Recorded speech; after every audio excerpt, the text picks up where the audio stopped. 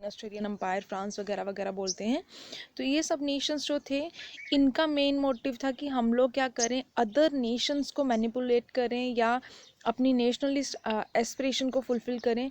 जो भी लोग हैं, मतलब जो भी अदर नेशंस हैं, उन सभी नेशंस को अपने नेशन के साथ मिला के अपनी टेरिटरी को क्या किया जाए, एक्सपैंड करें, जिससे हम लोग क्या कर सके, अपने इम्पीरियलिस्टिक एम को फुलफ़िल कर सके। मतलब अपने नेशन के अम्पायर को, जो हमारे गवर्नमेंट को संभाल रहा है अम्पायर, उसी अम्पायर की एक और कॉलोनी जो है वो लगा दी जाए किसी अदर के ऊपर, ठीक है। जैसे अगर हम लोग बात करें, ब्रिटेन जो था उसने यहाँ पे इंडिया में कॉलोनीज़ लगाई हुई थी, है ना।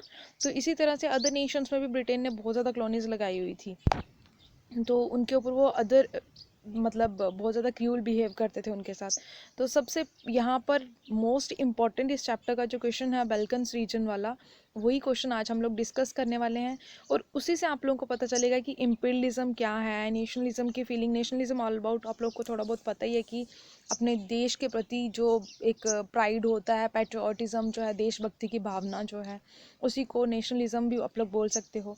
तो सबसे पहली बात यहाँ पर बताई गई है कि नेशनलिस्ट टेंशन्स जो थी वो कहाँ पर बढ़ रही थी, यूरोप में बढ़ चुकी थी। कब बढ़ी थी? 1871 में बढ़ी थी, मतलब 19th सेंचुरी में। क्लियर है। और एक ऐसे एरिया की बात हो रही है जिसका नाम क्या है? बाल्कन रीजन, ठीक है। ये कौन से एरिया की हम लोग बात कर रहे हैं? The area of Balkan reason. और ये जो बाल्कन्स का रीजन था, इसमें जियोग्राफिकली भी क्या थी? वेरिएशन थी, और एथनिक वेरिएशन भी थी। अब ये जियोग्राफिकल वेरिएशन का मतलब क्या हुआ कि लोकेशन जो थी वो सिमिलर नहीं थी। क्लियर है। और एथनिक वेरिएशन का मतलब क्या हुआ? अलग अलग कास्ट के लोग रहते थे वहाँ पे, अलग अलग कल्चर को सेलिब्रेट करते थे, अलग अलग लैंग्वेज को वो मतलब बोलते थे। इसी तरह से उनके बीच में बहुत ज़्यादा वेरिएशंस थी। और यहाँ पर बताया गया आज के टाइम पर वहाँ पर कौन कौन से नेशन सर्वाइव कर रहे हैं, इस बाल्कन रीजन से कौन कौन से निकल के बाहर आए हैं, डिसइंटीग्रेट हुआ था जब ये बाल्कन रीजन। रोमानिया हो गया, Bulgaria, Albania, Greece, Macedonia, Croatia, Bosnia, ठीक है।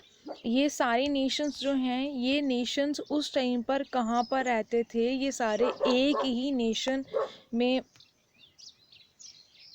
मतलब एक ही एरिया के अंडर थे, एक ही तरह का जो यहाँ पर अंपायर था वो रूल करता था। और इन सभी कम्युनिटीज़ को स्लाव्स कहा जाता था। क्या कहा जाता है? इनको स्लाव्स कहा जाता था, ठीक है।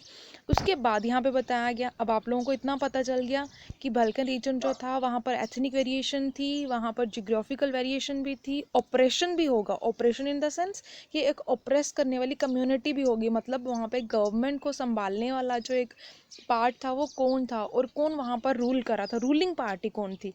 बहुत ज़्यादा पार्ट जो था वो बाल्कन रीजन का किसके कंट्रोल में था? Under the control of Ottoman empire. किसके कंट्रोल में था? ऑटोमन अम्पायर के कंट्रोल में था, ठीक है।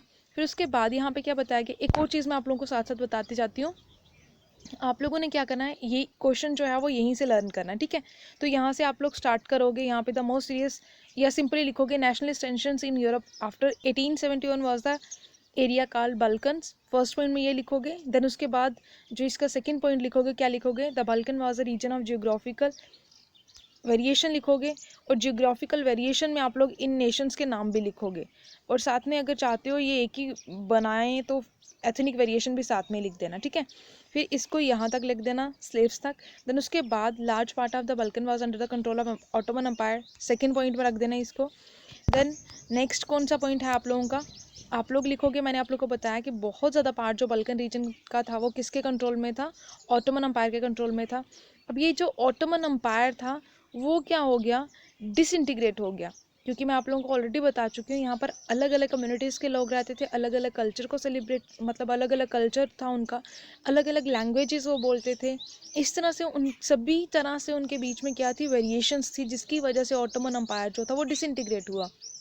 और जब ये डिसइंटीग्रेट हुआ उसके बाद इस रीजन में बहुत ज़्यादा रॉइट्स होना शुरू हो गए, जिसकी वजह से बहुत ज़्यादा डिस्ट्रक्शन भी हुई। कोई चाहता था, कोई नेशन चाहता था, ब्रिटेन चाहता था मैं इसको एक्वायर करूं, यूएसए चाहता था मैं एक्वायर करूं, यूएसएसआर चाहता था मैं एक्वायर करूं, जर्मनी चाहता था मैं एक्वायर करूं। मतलब हर किसी की यही होड़ लगी हुई थी कि बाल्कन रीजन को मैं कंट्रोल करूं। क्लियर है। और उसके बाद जैसे ही डिसइंटीग्रेशन हुआ ऑटोमन अम्पायर का, तो बल्कन रीजन जो था, अब सभी कम्युनिटीज़ इकट्ठा होके उसमें उनने रोमांटिक आइडिया, जैसे मैंने आप लोग को बताया था ना, रोमांटिसिज्म जो था उसको स्प्रेड किया गया था कि नेशनलिज्म की फीलिंग को अब म्यूज़िक से, आर्ट से और पोइम से, इन सभी चीज़ों से हम लोग को क्या करना है, लोगों को अवेयर करना है, ना कि लोगों को अब्स्ट्रैक्ट थिंग्स के बारे में बताना है, या फिर लोगों को साइंस और रीजंस नहीं बताने हैं। आप हम लोगों ने लोगों में ये जो थिंग्स हैं वो through art, through music, through poems, national anthem वगैरह, इन्हीं सभी चीज़ों से हम लोगों ने लोगों को क्या करना है, इकट्ठा करके रखना है, टुगेदर करके रखना है, ठीक है। फिर उसके बाद यहाँ पे क्या बताया गया, इसी तरह से पॉइंट वाइज जो आप लोगों के इस क्वेश्चन के निकल रहे हैं ना पॉइंट्स, ये फुल स्टॉप तक जो भी है वो पॉइंट को टिक लगाते चलो साथ साथ में, ठीक है। फिर उसके बाद यहाँ पे क्या बताया गया, 19th सेंचुरी में ऑटोमन अम्पायर जो था उसकी स्ट्रेंथ जो थी वो बिल्कुल ख़त्म हो गई। वो उसका मोटिव ये था, अब उसको सिक मैन ऑफ द यूरोप भी कहा गया। किसको कहा गया था? ऑटोमन अम्पायर को सिक मैन ऑफ द यूरोप कहा गया था। कब कहा गया था? 19th सेंचुरी में, ठीक है। अब यहाँ पे क्या बताया गया, ये जो ऑटोमन अम्पायर था वो इतना ज़्यादा मॉडर्नाइज नहीं था, ना उसके इंटरनल रिफॉर्म्स प्रॉपरली हो रहे थे, लेकिन उसके पास सक्सेस जो थी वो बहुत ही कम चांसेस थे कि वो अब सक्सीड हो पाएगा, ठीक है। देन उसके बाद यहाँ पे क्या बताया गया, एक एक करके उसकी जो यूरोपियन सब्जेक्ट से, मतलब नेशनलिटीज़ थी या नेशंस जो उसने रीजन्स एक्वायर करके रखे हुए थे, जो रीजन उसके कंट्रोल में थे, वो एक एक करके उसके कंट्रोल से निकलते जा रहे थे, और वो क्या कर रहे थे, खुद को उन्होंने इंडिपेंडेंट डिक्लेयर कर दिया। जैसे मान लीजिए मैंने आप लोग को बताया ना, बुल्गारिया, अल्बानिया वगैरह वगैरह, रोमानिया, ग्रीस, सर्बिया वगैरह वगैरह, ये एक एक करके उसके हाथ से निकलते जा रहे थे। किसके हाथ से निकलते जा रहे थे? ऑटोमन अम्पायर के हाथ से निकलते जा रहे थे। अब ये जो बल्कन पीपल थे, उनकी क्लेम जो थी वो एक ही क्लेम थी, उनका मेन मोटिव था टू गेन इंडिपेंडेंस। उन्होंने फ्री होना था ऑटोमन अम्पायर का कंट्रोल में, अब वो और ज़्यादा देर तक नहीं रह सकते थे। उनको पॉलिटिकल राइट की ज़रूरत थी, और जितनी भी नेशनलिटीज़ थी उन्होंने ये प्रूव करना था कि अब हम लोगों की हिस्ट्री जो है, आने वाला जो टाइम है, जो हमारा फ्यूचर है, उसको हम लोग खुद से बनाएंगे। और हम लोगों ने जो भी अपनी लाइफ में जितनी भी स्ट्रगल्स करी हैं, उस स्ट्रगल के बेसिस पर हम अपने बच्चों को, जो न्यू जनरेशन आने वाली है, उसको उनको हम सफ़र नहीं होने देंगे। सो दैट्स वाई उन्होंने कहा था कि हम लोग को पॉलिटिकल राइट्स प्रोवाइड होने चाहिए और हम लोग इंडिपेंडेंट होने चाहिए, ठीक है। और उसके बाद यहाँ पे क्या बताया गया कि उन्होंने ना सब्जुगेशन कर दिया। आप लोग एक पॉइंट का हेडिंग जो है वो सब्जुगेशन भी डाल सकते हो, क्लियर है। उसके बाद यहाँ पे क्या बताया गया कि अब ये जो रिबेलियंस थे, रिबेलियंस का मतलब तो समझते हो, रिबेलियस का मतलब हो गया रिवॉल्ट्स जो थी वो अलग अलग नेशनलिटीज़ के द्वारा करी जाने लगी, जिसकी वजह से देखा गया कि बहुत देर तक उन्होंने लड़कर इंडिपेंडेंस जो थी वो गेन करी। अब यहाँ पे बताया गया है कि जैसे कि ये जो साल्विक नेशनैलिटीज़ थी उन्होंने स्ट्रगल करी, तो उनको एक प्रॉपर आइडेंटिटी प्रोवाइड हुई। लेकिन ये जो बल्कन एरिया था ना, वो अभी भी कहीं ना कहीं एक इंटेंस कन्फ्लिक्ट एरिया रहा है, और उसी के बेसिस पर हम लोग बोल सकते हैं कि ये जो बल्कन रीजन था ना, उसको लेके कुछ नेशंस ऐसे थे जो एक दूसरे से जेलस होते थे। लाइक कौन कौन से ग्रेट पावर्स को ही हम लोग लेके चलते हैं, Russia, Germany, Britain, Australian empire, France वगैरह वगैरह, ठीक है। ये सभी चाहते थे कि बाल्कन रीजन जो है वो हमारे कंट्रोल में होना चाहिए। क्योंकि ये सब क्यों चाहते थे? क्योंकि यहाँ पर उनको पता था कि टेरिटरी भी बहुत है यहाँ पर, और अदर चीज़ों के लिए हमें ज़्यादा एक्सपेंस भी नहीं देना चाहिए। मतलब हम लोग कम से कम पैसा खर्च करेंगे तो भी यहाँ के नेचुरल रिसोर्सेज जो हैं उनको क्या कर सकते हैं, उन सब प्रोडक्ट को प्रोड्यूस कर सकते हैं। मतलब यहाँ पर हर एक तरह के हम लोगों को रिसोर्सेज जो हैं वो प्रोवाइड हो जाएंगे।